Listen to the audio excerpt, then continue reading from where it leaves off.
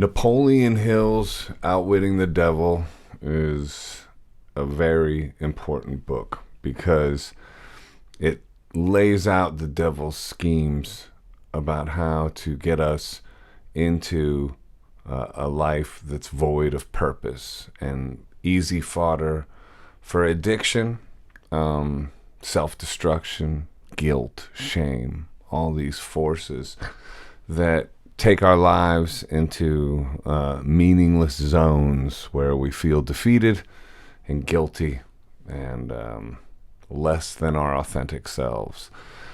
And this is really the human condition. I was surprised because I've read this book or listened to this book several times, listened to the interview that you can find on YouTube, just the interview portion of the book, the author talking to the devil. The devil's voice is all deep and devilish.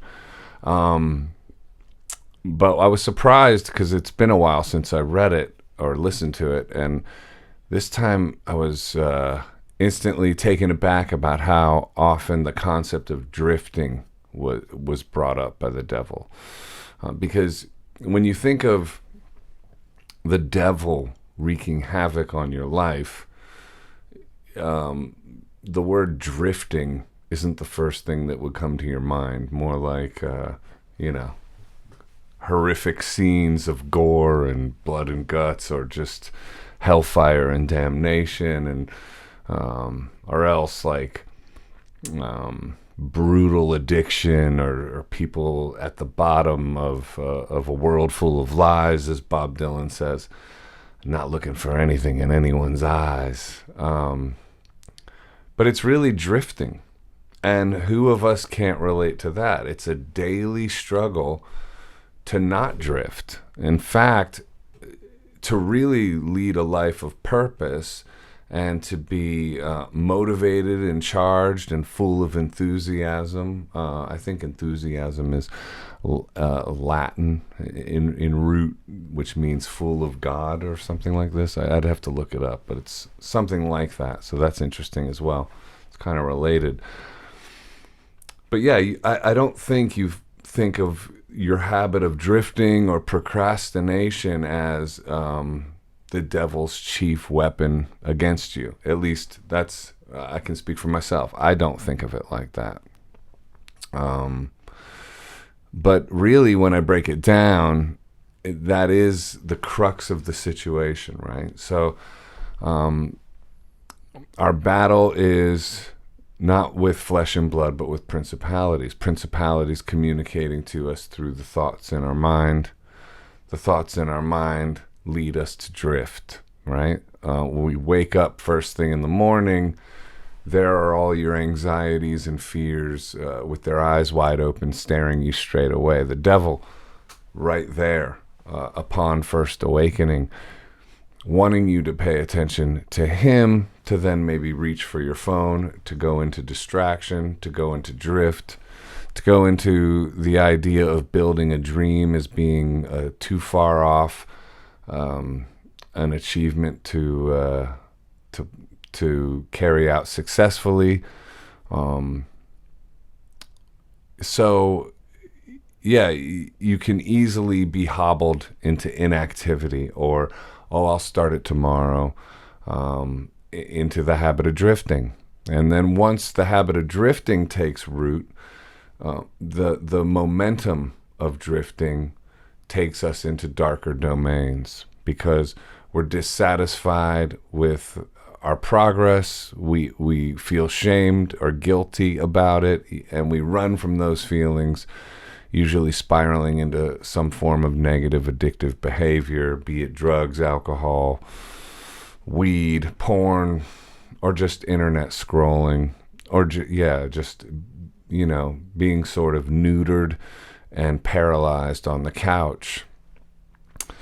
And I've experienced both sides of this equation many times in my life, where I'm locked into drifting, locked into procrastination, feeling guilty for not pursuing a vision I have for my life. And then I've also been on the other side of that, where the momentum of creativity and forward motion and progress and just divine inspiration that sort of becomes habitual as well, takes root. And I've achieved a few things as well, made some albums, done some tours, got some creative projects off the ground and out there to various degrees of success. So I know the terrain really well. And so much of that Devil's interview in Outwitting the Devil revolves around the concept of drifting and how that's really his chief weapon. But I think it's really helpful. It's a really helpful book because, whether you believe in spiritual concepts such as God and the devil, I happen to. But if you don't, it's a much healthier frame to me to see that there are these two dynamic forces, God and the devil, both working for dominion over our soul and over even our daily activity. And here's why. Because when you're in a space of drift and you're in a space of letting yourself down, it's the toxic shame of that, it's the guilt of that prolongs it, and that takes a momentum, makes a momentum. The devil even talks about that in the book, that something like once a sort of hypnosis of negative behavior happens, there's a time in our lives where we can't overcome it. And that's what he's angling for, because at that point he's captured our soul. So that's kind of a spooky concept, but you can see it could be true. And for many lives, I mean, he even says only 2% of humanity overcomes his trickery. And that seems to be not a far off from the truth. So yeah, once hypnotic rhythm takes over in the habit of drifting and the bad habits take root, there comes a point of no return, was essentially what he was saying. Why is it helpful to understand this? It's helpful because we can do away with the guilt and the shame. We can literally wake up tomorrow with a new lease on life. And I'll tell you the way I go about my days towards the days that I'm proud of, towards the days that I'm at least attempting my purpose, at least moving forward in my purpose, at least overcoming drifting. And the way I do that is I wake up in the morning and I instantly know I'm waking up into a kind of spiritual war, right? And so I know I'm not picking up my phone to doom scroll. I'm not going to do anything that is going to get me to drift, right? So my phone or social media or something like that's automatic drifting. And the thing is, even if you decide, I'll just look at social media for 5 minutes, you're going to take in huge amounts of information from the outside world and engage the ego, engage the identity that the devil mostly resides in, the area of thinking. It'll engage thinking, so then thinking itself becomes harder to overcome. And the object of the morning is to overcome thought first thing. How do I go about doing that? Well, for me, I start writing straight away. So I instantly go into creativity. I usually try to think of something I might want to write about in the morning, the night before, when I'm about to fall asleep. And I have found that particularly with the written word, also this works for songwriting, that morning energy, when you're sort of still sort of in the grasp of the subconscious from dreaming, is almost like a cheat code for creativity. I can write really well in the morning. I'm not so critical. I'm sort of just following the internal muse, and the writing just sort of seems to automatically flow. when I engage in it first thing. So I'll have some coffee, maybe a Zin, and get to writing. Then after I write, I go into meditation. I go into breath work and meditation. And I practice metacognition, to where when I see thoughts, I disidentify with thoughts. I don't think of thoughts as me. I am the observer of the thoughts going on in my head, which don't really come from me. I mean, if you think about it, where do thoughts come from? They're not really, they sort of arrive. And most of them are negative. Most of them are setups. There's some positive ones, but usually the positive ones are more like revelation when I'm in a creative flow. Those don't seem the same as what I would consider thinking, right? So automatically, first I've engaged my creative spirit. And then I get into breath work, which engages the body, sort of oxygenates the body, and puts me in a state of meditation where I can go into present moment awareness rather easily, right? If I just sat down in meditation first thing without the breath work, thoughts would have more control. But when I'm doing breath work and I'm doing deep breath holds, like kind of the Wim Hof method, there's all kinds of YouTube videos with breath work and stuff like that. I just pick one. I have my favorites, but it puts me in presence. And then from a standpoint of presence, I see thoughts come, and I have a comfortable distance from thoughts. And that's a great way to start the day. That is a day that's not going to lead to drifting so easily, right? I mean, I'm going to go to the gym or do something like that and start getting into my phone. Then I'll check some social media stuff and figure out what's going on in life. And of course, as the day progresses, mind activity gets noisier and noisier. The habit of falling into identifying with the thoughts in my head, or the thoughts that would lead to drifting if I just was my thoughts all the time, become amped up as the day progresses. And then sort of early evening, I attempt another session of breath work and present moment awareness again. I also write a to-do list to where I'm getting after my goals. And that's it, really. Now, if you're locked into drifting and you have in your own world, you think you've let yourself down, or you aren't living up to your vision, and you know that you have a purpose, but you haven't risen to it yet, or in a while, or you think it's too late, or you have all kinds of self-damning thoughts going on.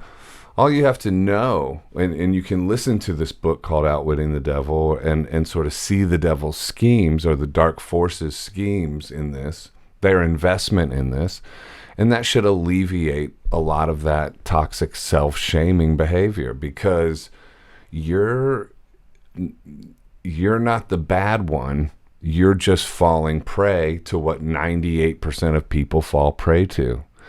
And from there, it should be an easy reach towards kind of an instantaneous self-forgiveness. That's like dropping shackles that the devil's got you bound in. And from there, you can then go, you know what, I'm just going to, okay, I got duped. That's no big deal. It's not that you're bad. It's not that you're broken. It's not that there's something wrong with you. No, it's a problem of awareness. I mean, the key to a lot of this stuff is the power of awareness, of remaining awake. Because to be present is to be awake. To be in your thoughts is to be asleep. To be thought-based identity, or sort of ego-based identity, is to basically be sleepwalking in an illusion. Because when we're in our thoughts, we're in the past, we're in the future, we're scattered, we're here, there, we're everywhere, we're judging ourselves, we're judging everybody else. And that's just right where the devil wants you. Because from there, you're not going to expand your world, you're not going to expand your vision, and you're not going to give the light you have within you to the people that need it. So from that frame of self-forgiveness, set yourself, and upon first awakening, or first waking up, that's the crucial moment. The morning is sort of the coin toss at the beginning of the game of that particular day. And if you instantly just engage the mind and start thinking and scrolling, and then go like, oh yeah, I'm going to get to my goals in a little bit, chances are you won't, or if you do, it'll be a distracted attempt at best, and it'll let you down. And those thoughts that are your primary identity will be noisy and clobbering your attempts as you try to go about doing what you want to do. That's why waking up and first thing hammering it, first thing with the first cup of coffee, is so crucial. And then right from there, getting into present moment awareness, into breath work and meditation.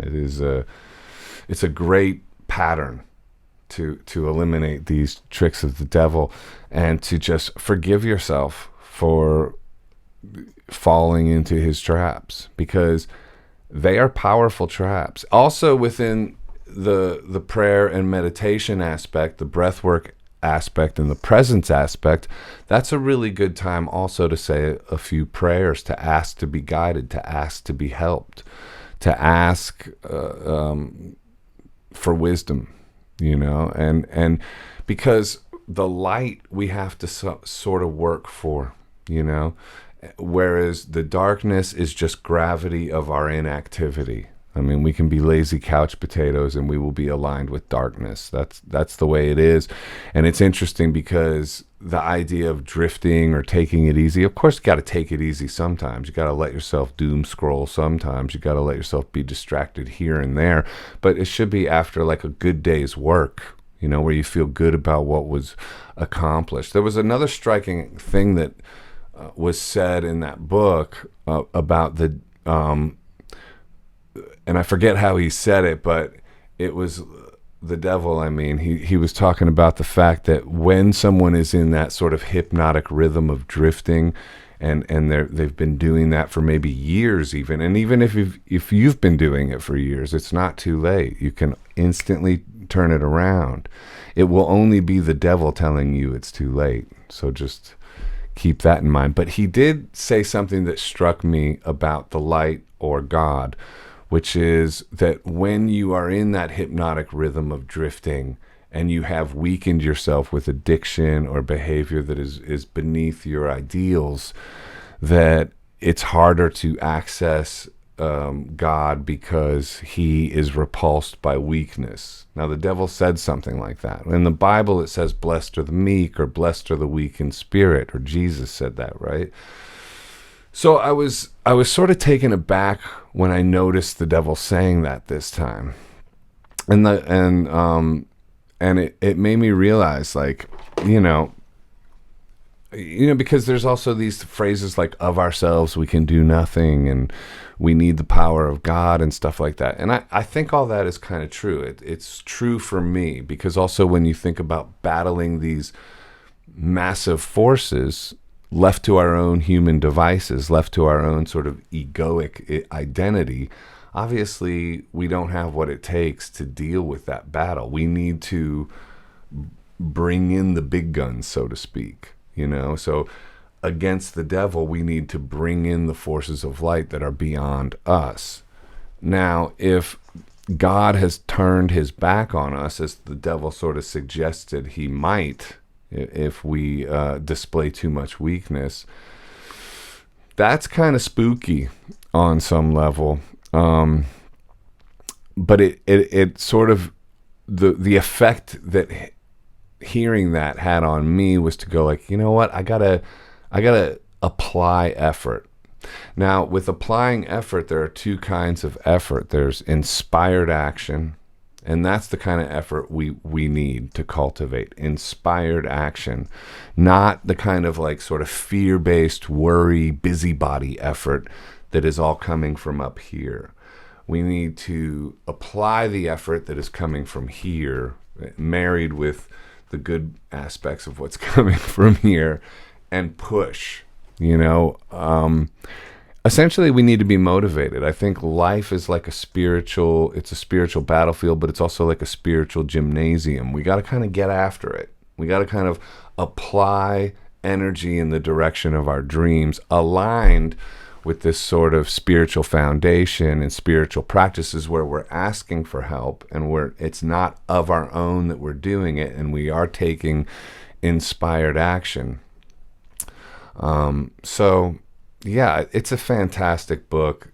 There's a lot more in it. I think I might re-listen to it and do more videos on it, because I do think it's really helpful to frame things. I happen to believe that we are the sort of battleground of a spiritual war. I think humanity is important real estate for both the forces of darkness and the forces of light.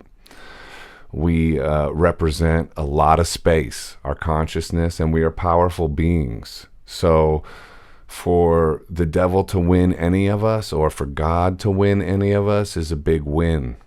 But for God or for the light, we have to seek him. We have to apply some effort, even if it's, the effort of observation. That is a kind of effort. To practice observation, to practice observing our thoughts, to stay awake, to keep ourselves awake, motivated, and active. So that's my little breakdown of Outwitting the Devil. Check it out and let me know what you think. And by all means, forgive yourself if you're in a tailspin of drifting, which, as far as percentages go, most likely you are. And I've been there, and we've all been there. I'm currently not there. And I have to tell you, I mean, if you even just break it down on that level, like, what's more fun? Waking up excited about your vision, knowing that you have a bit of work there behind you that you've done, and new work and new inspiration. Because when we're in the light, that's a kind of momentum too. I mean, the more I write, the more videos I make, the more songs I write, the more paintings I make. Revelatory ideas spring from that kind of activity. And you feel like you're in a co-creation with your higher calling. And that feels really good. You feel sort of pleased with yourself, not in any kind of like gross, proud, overly proud way, but you just feel good. Like, you feel like, okay, at least I'm going for it, regardless of what the results are. You have this relationship brewing that feels amazing, because I personally believe it's a relationship with God, versus, constantly being just distracted, which is like, in and of itself, even when it's working, is kind of a low-grade misery, really. I mean, there is hedonistic fun to be had here and there, but it doesn't compare. And then it doesn't last either. And in the moments it's not lasting, you feel terrible. It's just like toxic shame, guilt, a head full of noise, seeking distractions that aren't really working except here and there. I mean, that's like hell. Basically, that's hell. So no one would choose that. You're not choosing that. If that describes your state, and it definitely describes my state at times, that's not a choice. You're being led somewhere, and it's not from a damage. In my view, it's not from a damaged psychology, or because you're broken, or because you're a bad person. It's because you're in a spiritual war and you might not be aware of it. And there are very powerful forces that are invested in those two opposing states, right? And for the good one, there's some effort that needs to happen. For the bad one, no effort is required. It's kind of like candy's no good for you and broccoli is. Well, I don't know. That's a whole other conversation, because there's a lot of people that think vegetables aren't good for you anymore. But you know what I mean. Just the way the world works, for better or for worse, that's just how it is. So it's like, okay, so But again, and I'll reiterate it, it's not that difficult to flip the script. It really isn't. Earl Nightingale says success is a steady progression of a worthy ideal. So the minute you start making a progression towards your worthy ideal or purpose, you can count yourself as successful. And that can happen in a moment. That can happen tomorrow morning. If you're checking this out at night, don't worry about it. The day's done. Or if you're checking it out even in the afternoon, don't worry about it. Start in the morning. Next time you wake up, hit a little creativity first thing. Don't pick up the phone. Get into some breath work, into some present moment meditation. Seek presence. In the Bible, it says, seek first the Father and all else will be added. And then it says, hold every thought captive. It says those things for a reason, because those are the tools we need to outwit the devil. So tell me how you outwit the devil, and if you have any other helpful suggestions, those are just the ones that came to mind right now. There's many ways to skin this cat, so to speak, and I'd be interested to hear other people's ways of doing this. So take it easy. Check out the book. Bye-bye.